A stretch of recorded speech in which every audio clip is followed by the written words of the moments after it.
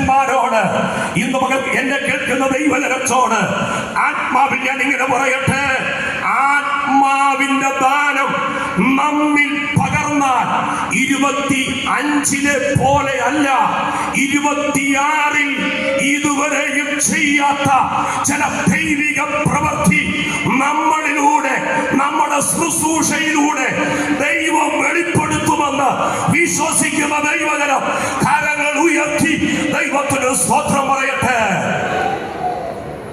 Praise the Lord. പെന്തക്കോസ്തിന്റെ ആരംഭം, ആമേൻ, പുറകോട്ട് തിരിഞ്ഞു നോക്കിയാൽ പഴയ നിയമ, ആമേൻ, കർത്തൃദാസന്മാരെ എടുത്തു നോക്കിയാൽ, ആമേൻ, ആ കാലഘട്ടത്തിൽ ഉണ്ണാനോ കുടിപ്പാനോ ധരിപ്പാനോ ഇല്ലാത്ത ഒരു കാലഘട്ടം. പക്ഷേ അവരിൽ പരിശുദ്ധാത്മാവിന്റെ പ്രവൃത്തി ഉണ്ടായിരുന്നു.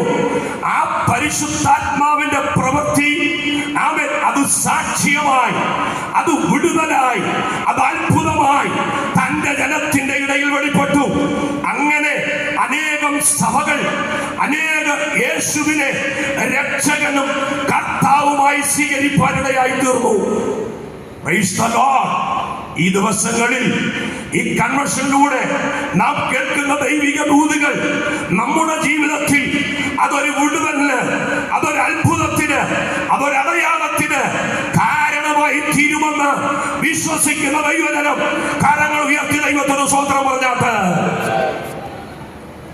യേശുവിന്റെ കർത്തൃത്വത്തിൽ യേശു ഏതിലൊക്കെയാണ് കർത്താവെന്ന് നമുക്ക് തിരുവചനത്തിൽ പഠിപ്പാൻ കഴിയും.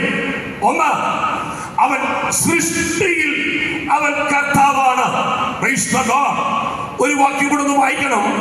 എബ്രായ ലേഖനം 11-ാം അധ്യായം 3-ാമത്തെ വാക്യം. ഈ കാണുന്നത് ലോകത്തിന് ദൃശ്യമായതല്ല. ഒന്ന് വായിച്ചാട്ട്. ഈ കാണുന്ന ലോകത്തിനോ ദൃശ്യമായതല്ല. കാരണം എന്ന് വരുമാറ് ലോകം ദൈവത്തിന്റെ വചനത്താൽ നിർമ്മിക്കപ്പെട്ടു. ആമേൻ. ലോകം ദൈവത്തിന്റെ വചനത്താൽ നിർമ്മിക്കപ്പെട്ടു. ഒരു വാക്കിനാൽ. എനിക്ക് മുൻപ് ദൈവവചനം പ്രസംഗിച്ച കർത്തൃദാസൻ പറഞ്ഞൊരു വാക്കുണ്ട്. ദൈവം നമുക്ക് ഒരധികാരം തന്നിട്ടുണ്ട്. പലപ്പോഴും ദൈവം നമുക്ക് തന്ന അധികാരം ഉപയോഗിക്കാത്തതാണ് പലപ്പോഴും നമ്മുടെ പരാജയം. ഇന്ന് പകൽ ഞാൻ പറയാ, ആത്മാവിൽ ദൈവം നമുക്ക് തരുന്ന അനുഗ്രഹങ്ങളും ദൈവം നമ്മളോട് പറയുന്ന വാക്കുകളും നാം കൽപ്പിച്ചാൽ അത് അതുപോലെ സംഭവിക്കും. അത് വിശ്വസിക്കുന്നവർ ദൈവത്തിനൊരു സ്തോത്രം പറഞ്ഞാട്ട്.